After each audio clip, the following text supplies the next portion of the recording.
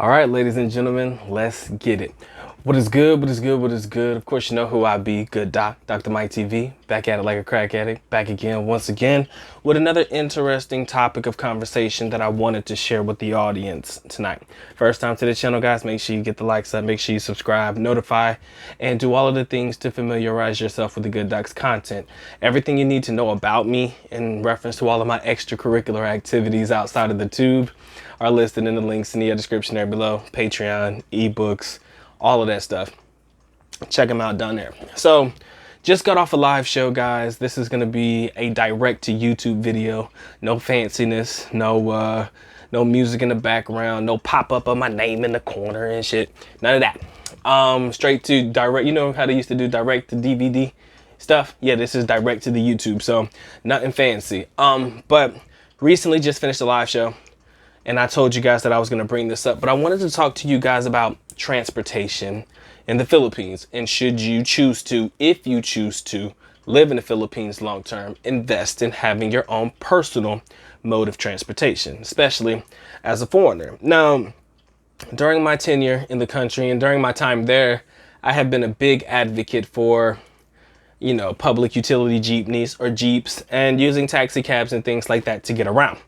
Because I was a big advocate of that, if you would have asked me about this situation or asked me would I get a car in the Philippines a year or so ago, 6 months or so ago, I would probably, nah, I can get around very well using the LRT and the MRT when I'm in Manila. I use Grab if I actually need my own personal car when I'm in the Philippines, and also when I'm in, when I'm in Manila more specifically, but when I'm in Davao, you know, I know the jeepney system very well. And if I really need to get from point A to point B quickly, even if I did have my own mode of transportation, I probably couldn't get there any faster than the taxi would, you know, because they're just riding along with whatever traffic is. So, you know, having my own personal vehicle didn't seem like a good use of my personal finances at the time. But fast forward to where we are today, in the current living situation that we are living through today. And I have come to the conclusion that it would be highly considerable, if I'm going to live in the Philippines long term, that I might choose to invest in my own personal vehicle. Now, as many of you guys may know, I did have a car when I was living full time in the Philippines before. And we had it for a long enough time. I think only within my last 6 months of living in the country did I not have the car or access to a car anymore. But I used to have this ugly little Nissan March, ugly little blue Nissan secondhand Nissan March. Okay, can't tell you what year it was, don't remember. All I know is the aircon never worked in it. We go to the guy to fix it. I had a mechanic, he go to fix it, worked good for about a couple days. Aircon shot the shit, just wouldn't work anymore. So I learned about investing in secondhand vehicles and how, although they may be cheap, if you are going to buy a vehicle, you might want to invest in something a little bit more durable, a little bit more useful, because you're going to need your aircon at the very least in the Philippines. The only time you're not going to need your aircon is if you choose to only go out at nighttime or after the sun is down and you can ride around with your windows down. Even though during the daytime you ride around with your windows down, you're still going to be sweaty. Again, sorry about the tangent, but let's get back to it. But I was thinking about the current situation and whether you call it a plan or not, it has changed the way that I've thought about my needs in the Philippines. And I really have come to the conclusion that it is a high probability that I will need my own mode of transportation in the Philippines. More specifically for me, a car. Now, I know a lot of foreigners who have like motorized mopeds and you know, bikes and shit like that, and they're pretty convenient and they really do help to get around the country relatively easily. But for me, it's not working for me. I have to actually have a physical car. I like to be protected when I'm driving because you can't trust how the Philippine people drive. Okay, just gonna throw that out there. They drive a little crazy, so I need to be in a car to protect myself and everything that I hold precious. So, like I said, the way that the mode of transportation is working in the Philippines as we speak, they're not able to operate at max capacity. We should all know that by now. So if I'm going to get around, I'm going to find myself using taxis all the time. I'm going to find myself using Grabs all the time if I choose to go that route. And again, weighing the pros and the cons, weighing the convenience level to, what's really convenient for myself and, time consuming for myself and things like that. Granted, I think over time, if I do opt to get a vehicle, I'll probably come out cheaper than just riding taxi cabs every single where that I go. Because again, Jeeps and things like that are not operating at max capacity. The LRT, the MRT are not operating at max capacity, and they never probably will again, ever. So if you've ever been to Manila and you've ever had the LRT or the MRT experience, you will know exactly what I'm about to say. In the morning time, that summer gun is packed to the till. You are all packed into these carts or whatever is connecting them together like sardines, guys. You are all packed in there like a can of sardines. They pack them in as much as they can because, again, you have a lot of people who are choosing to commute using this particular mode of transportation. So it's always busy in the morning time between a certain amount of time. It might slow down a little bit in the afternoon and then pick up roughly about the time that people are getting off from work. Again, people are going to be packed in there like sardines. I have lived or I have been in the area for a period of time wherein I could literally look out of my window and see the line of people standing roughly about 5-6 o'clock in the evening, waiting for their ride to go home. I've seen these lines. And I can only imagine and this is a line even though you're packing them in like sardines, okay? This is a line even though you're really to hold in a max capacity. But now, I don't know how many people are maximum allowed on these carts now. I don't know if they changed the rules or regulations on it. Hell, I don't even know if the carts or the MRT or the LRT is even running. I'm pretty sure they are. But in what particular policies are they running under? I don't know yet.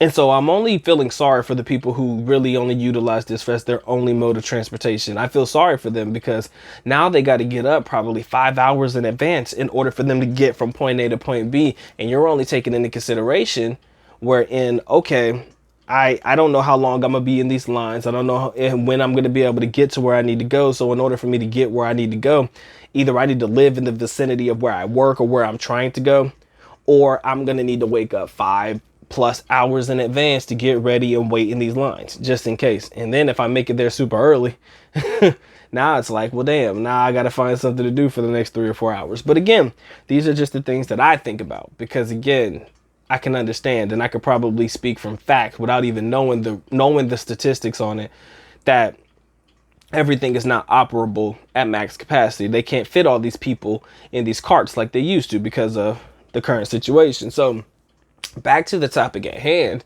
in reference to whether you as a foreigner should potentially think about investing or buying a car or some mode of transportation in the Philippines, I have come to the conclusion that that is likely what I am going to do for myself and my significant other. I think that in order for us to be able to get around comfortably, not having to wear a mask all the time, because again, on any mode of transportation, you have to wear a mask. At least if you're in your own car, you don't have to wear your mask. All right. You got to wear a mask in public and shields and stuff. Hopefully all of that will change when I decide to go back there. But we're speaking about current times wherein you have to wear the mask and the shield over it and stuff like that. If you're in a taxi, likely you got to wear it. If you're on a Jeep, you got to wear it. If you're on the LRT or the MRT, you gotta wear it. So thinking about that out loud, that'll probably be one of the best benefits to having your own mode of transportation in your own vehicle. You ain't gotta wear no mask in something that you personally own. And I know it seems so simplistic, like you're really just gonna buy a car so you don't have to wear a mask. It's as simple as it sounds. It's really meaningful. It's taking back some of your freedoms, that you're not going to be able to actually utilize to its fullest potential in the moment. Having your own car will allow you to just be able to ride around. You ain't got to worry about putting on no mask or, going from place to place and everybody be like, oh, why don't you have your mask on in the car, or people stopping you or anything like that. Because again, it's your own personal vehicle. Something to note and something to think about. Another reason for needing your own mode of transportation, if you choose to stay in the Philippines long term, I think one of the biggest ones is the fact that You can just pick up and go anytime you want to, you know? You don't have to worry about waiting for a taxi or somebody to pull up so that you can flag them down. You don't have to worry about, you know, again, finding or waiting for a motorbike to take you from this point or this point, or, you know, finding a jeepney that's going to take you from point A to point B or anything, or they wave you off because they're already at max capacity. You ain't got to worry about things like that. You could just pick up and go. Granted, gas would probably be, good question about gas. I'm not sure if it's cheaper now. Pretty sure it is. I'm pretty sure it's still relatively low, depending on how people are traveling. I'm not sure yet. Probably still low, but you know, thinking about gas being cheap and the fact that depending on where you live and how you're choosing to travel and where you're choosing to travel to, you know, you'll probably save a little bit more in, you know, transportation cost having your own vehicle as opposed to taking taxis everywhere that you go. I don't know what the meter set is right now, but as you know, taxis start at a certain meter price, and you know, every couple of kilometers or so, every 30 seconds or so, it jumps up a couple, you know, 2.5 pesos, 2 pesos and 50 centavos and things like that. So, you know, there's a lot to think about and a lot to consider when it comes to the idea of whether you want to invest in a mode of transportation or your own type of vehicle. I say mode of transportation because some people will likely opt for the motorbike. They love motorbikes. Motorbikes are convenient. They're cheap as hell to get in the Philippines, and you can get in and out of traffic relatively easy. Me, myself, I'm a car guy. I had a car when I was there before. Likely that is what I'm going to invest in. The most common car in the Philippines, Toyota Vios. I'll probably be looking at an older model Vios because it'll be cheaper to get them, you know, at an older model, maybe even secondhand. Just make sure the mileage is good on there. The kilometers and stuff are pretty good on it. And I'll probably do that. Definitely got a friend that can look into some secondhand vehicles because your boy's not buying brand new. Let's make that abundantly clear. You are not about to get the dock on some overpriced vehicles because y'all want to sell me some overpriced ish in the Philippines. Guys, don't let the skin complexion fool you. Might speak a little bit of Tagalog, a little bit of Visayan, but don't think for a second they ain't gonna try to come up on you. Don't think they're gonna try to finesse or finagle you and get a little extra cash out of you. So you gotta be a little bit smart. At least that they're gonna try. At least they're gonna try you on some secondhand stuff. I wouldn't invest in anything brand new in the Philippines. I mean, you would want, as long as the car works and it's functioning the way that you need it to, I would never invest in anything brand new in the Philippines. Filipinos, with all due respect, they drive crazy. Anywhere in Asia you go, they likely drive crazy, but in the Philippines, they drive crazy. So at least if I'm gonna have a car, I'm gonna have a car that I care about, but I'm gonna have a car that if it gets hit, I'm not gonna lose my entire ish if it gets hit, you know? So I'm gonna invest in something that I trust and something that I know I can use and utilize to the best of its ability. There's nothing wrong with buying secondhand. You don't have to spend 1.2 M pesos on something brand new. Think about that when you're thinking about getting your own personal vehicle as well. So for myself, that's what I'm looking into. I even got a price range in my head, guys. I'm thinking about this all the way through because, again, I know for a fact that there's going to be a high probability that your boy is going to need to get his own mode of transportation when I get back to the Philippines.